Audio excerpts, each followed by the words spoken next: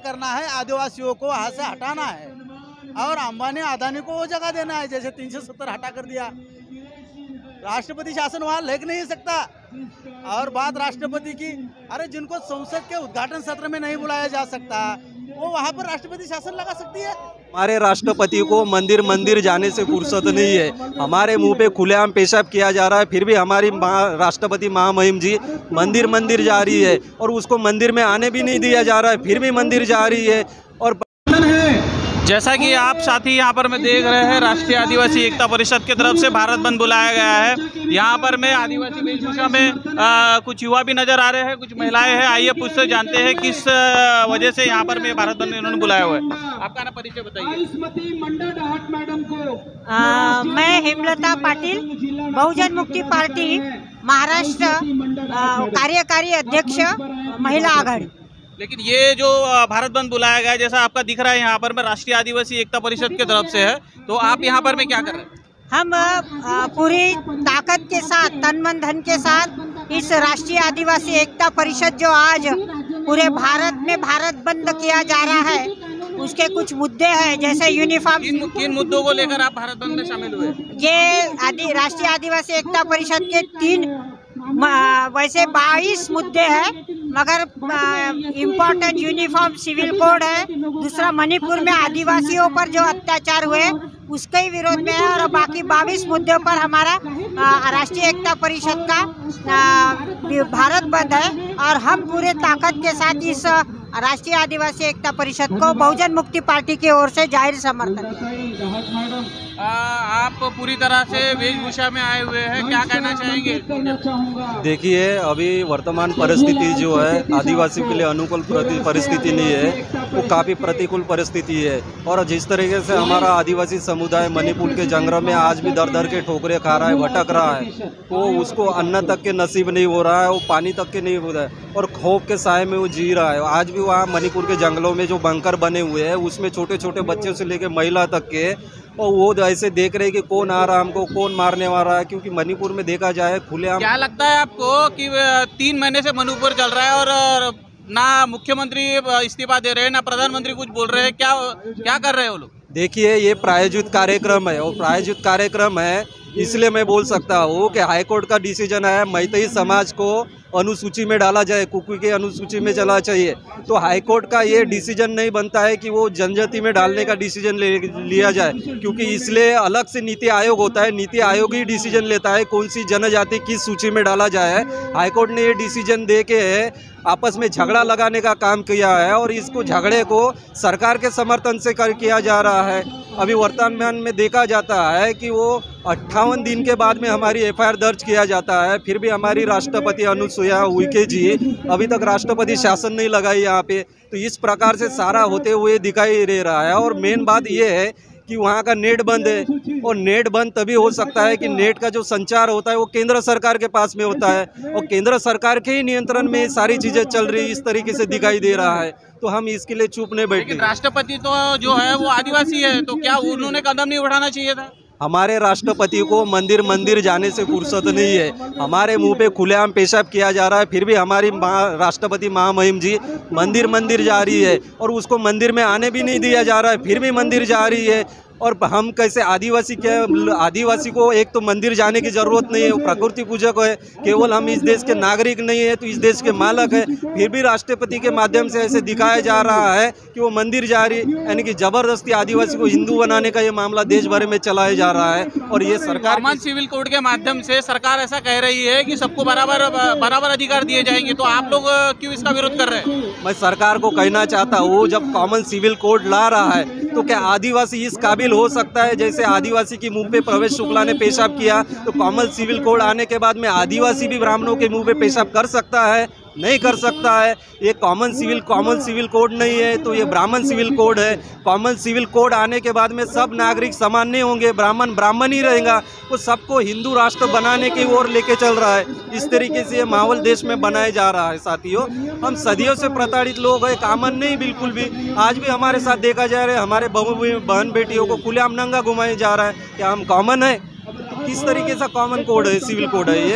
इस तरीके से हम उसका राष्ट्रीय आगे की रणनीति क्या रहेगी?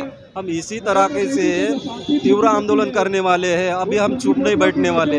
ये राष्ट्रीय आदिवासी एकता परिषद के बैनर तले ये 600 जिलों में भारत बंद होने जा रहा है साथियों।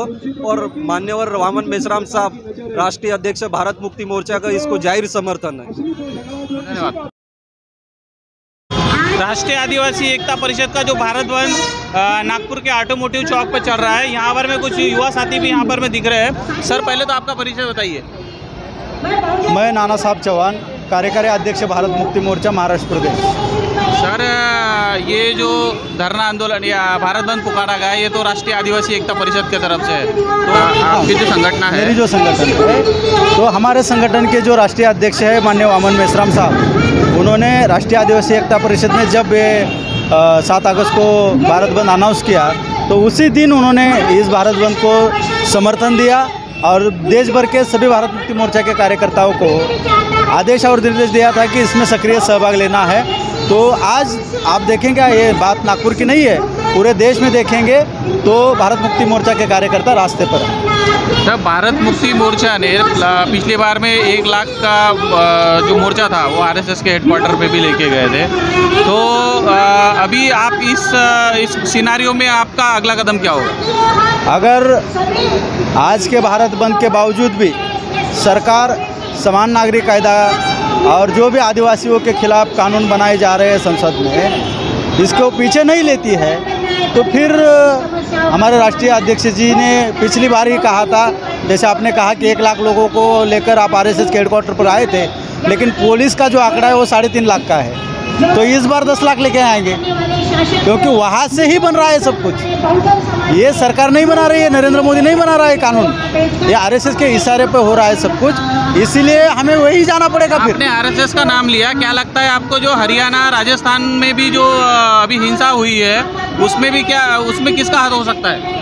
अरे दूसरा किसी का हाथ हो ही नहीं सकता, क्योंकि आपको बीजेपी को अगर चुनकर आना है, जीत कर आना है, तो किया क्या है भारत देश में 9 साल में किया क्या है? एक काम बताओ जो आरएसएस और बीजेपी छाती ठोक कर बोल सकते हैं कि हमने गरीबों के लिए ये किया है, हमने जनता के लिए ये किया है, लोगों के लिए ये किया है।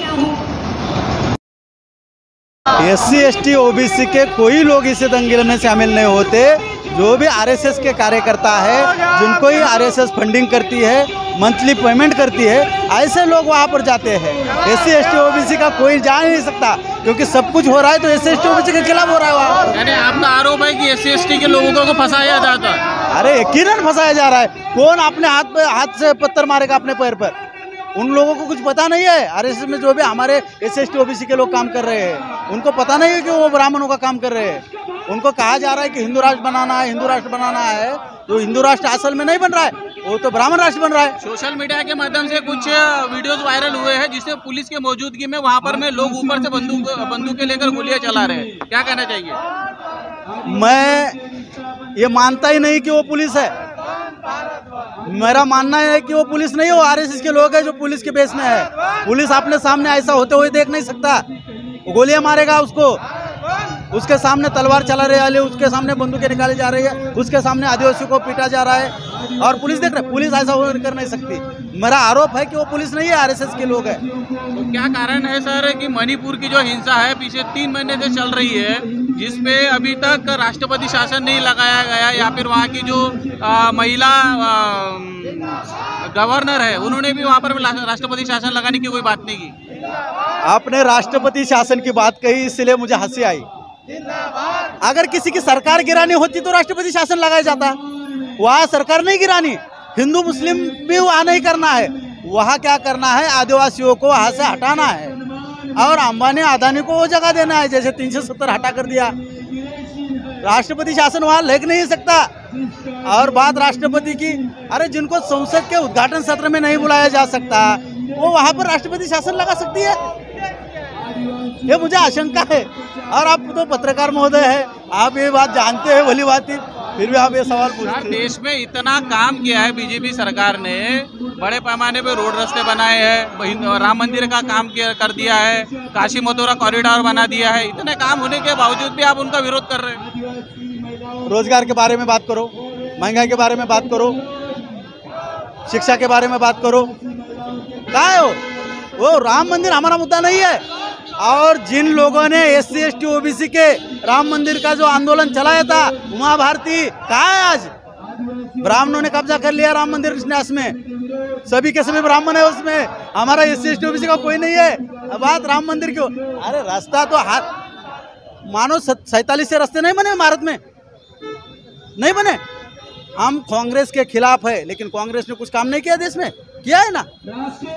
बात रास्ता बनाने से, रोड ब्रिज बनाने से, मेट्रो चलाने से, बुलेट ट्रेन चलाने से हमें रोजगार नहीं मिलने वाला।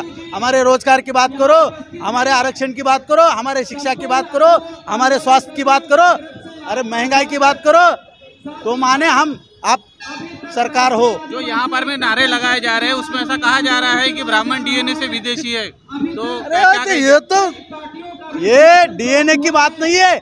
ये नेहरू ने लिख कर रखा है, तिलक ने लिख कर रखा है, स्वामी दयानंद सरस्वती ने लिख कर रखा है, हेडगेवार ने लिख कर रखा है, गोलवलकर ने बंच ऑफ थॉट में लिख कर रखा है। DNA की जरूरत नहीं, उनके बाप दादाओं ने लिख कर रखा है, ये हमारा कहना नहीं, वेद में लिखा है। तो वो बाप की तो माने वो लोग। मैं ब्राह्मणों को बोलता हूँ कि अपने बाप की तो मानो, अगर उन लोगों को बाप मानते हो तो। DNA तो 2001 में आया, 47 से पहले दयानंद सरस्वती ने लिखा। इसीलिए तो ब्राह्मण लोग आप लोगों का विरोध कर रहे हैं, आपके कार्यक्रमों में आके हल्ला मचा रहे हैं। अरे किसी को भी आप उजागर करो तो हल्ला करेगा ही ना। अंग्रेजों को भगाने के लिए ब्राह्मणों ने क्या हथकंडा यूज किया, हम लोगों को क्या कहा, हमारे पुरखों को क्या कहा, अरे अंग्रेज विदेशी है, हम पर वो क्या कर रहे हैं, राज कर रहे हैं। अगर हम लोग हमारे SC ST OBC भाइयों को बता रहे हैं ब्राह्मण हो विदेशी है, तो कल उनको ही भागना पड़ेगा, तो हल्ला मचाएंगे, नहीं तो क्या करेंगे। शासन प्रशासन में SC ST के लोग वहाँ पर नेतृत्व नहीं कर रहे। सर नौकरी 2 प्रकार की 3 प्रकार की है, एक मनी बेस है, एक पोजीशन बेस है और एक पावर बेस है। SC ST OBC का कौन सा नौकरी में पावर बेस नौकर है, कौन सा अधिकारी पावर बेस है? अरे ब्राह्मण चपरासी भी हो ना तो वो पावर बेस है, और हमारा IAS है तो भी पावर बेस नहीं है। तो जो भी लोग हैं वो नौकरी कर रहे हैं, वो अधिकारी नहीं है। अधिकार और नौकरी में फर्क रहता है। आपने अधिकारों की बात की, सरकार तो कह रही है कि सबके अधिकार बराबर कर देंगे कॉमन सिविल कोड के माध्यम से। अरे जो लोग समान नहीं है उनको समान कानून बनाकर कैसे समान किया जा सकता है? ब्राह्मण समान हो जाएगा, हमारे मुकाबले ब्राह्मण समान हो जाएगा समान नागरिक कायदा कानून आने से? वो आदिवासी से समान हो जाएगा, वो शेड्यूल कास्ट से समान हो जाएगा? जो लोग सफाई कर्मचारी है, भंगी लोग है, मेहतर लोग है, अपने सर पर जो मैला ढो रहे हैं, उनसे समान हो जाएगा ब्राह्मण? अगर ऐसा होता है तो हम उसको समर्थन करते हैं कि लाओ ये कानून होना चाहिए, समान नागरिक कानून, समान नागरिक। अरे हमारे मूलभूत अधिकार जो बाबा साहब ने संविधान के मदद से दिए थे, वो खत्म करने के लिए कानून लेके आ रहा है, और दुनिया भर में डंका पीट रहा है, हर किसी को न्योता भेज रहा है। हाँ, समान नागरिक कानून के बारे में आपकी राय क्या है? अरे मैं पूछता हूँ आपके माध्यम से, सरकार बताए कि आपका क्या प्रावधान करने जा रहे हैं समान नागरिक कानून के बीच में? तो हम बोलेंगे ये करो, ये नहीं करो। सर, भारत मुक्ति मोर्चा का अगला कदम क्या होगा? भारत मुक्ति मोर्चा का अगला और पिछला कदम नहीं होता। भारत मुक्ति मोर्चा अपने उद्देश्य पर सब वही काम करता है जो इस देश में गैर बराबरी की, असमानता की, भेदभाव की जो भी व्यवस्था चल रही है उसे खत्म करने का काम कर रहा है। वो समान नागरिक कायदा फिर वही आ रहा है, भेदभाव कायम करने के लिए आ रहा है। हमें जो रूल अधिकार दिए थे, कस्टमरी लॉ दिए थे आदिवासियों के लिए 5वीं 6वीं अनुसूची, वो खत्म करने के लिए आ रहा है, इसलिए हम उनका विरोध कर रहे हैं। हम समान नागरिक कानून के खिलाफ नहीं है, समान नागरिक कानून हमारे खिलाफ बन रहा है, इसलिए हम उसका विरोध कर रहे हैं। धन्यवाद सर। तो ये थे चौहान सर, इनका कहना है कि देश में जो गैर बराबरी की व्यवस्था है, बाबा साहब ने भी कहा था कि जिस देश में लोग गैर बराबरी होने के बाद में समानता की अगर बातें करते हैं तो वो गैर बराबरी को बढ़ावा देने का काम करते हैं। तो उसी तरह से आज भारत मुक्ति मोर्चा भी इस राष्ट्रीय आदिवासी एकता परिषद के भारत बंद में पूरी तरह से शामिल होता हुआ दिखाई दे रहा है।